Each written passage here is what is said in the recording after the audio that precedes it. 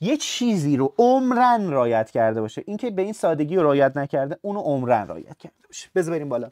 خدای همین تو کلاسش دعوا داریم با بچه‌ها، میخواد یه طراح اینو رعایت کرده باشه عمرن امتحان میکنه. بچه‌ها سرخ رگ آوران که داره میاد تو کپسول بومن، کپسول بومن رو سوراخ نمیکنه، بلکه فقط این دیواره رو هل میده تو. این عینه ها این میمونه که این یه بادکنک بگیر. من همیشه بچه‌ها میگم کپسول بومن رو مثل یه بادکنک در نظر بگیر.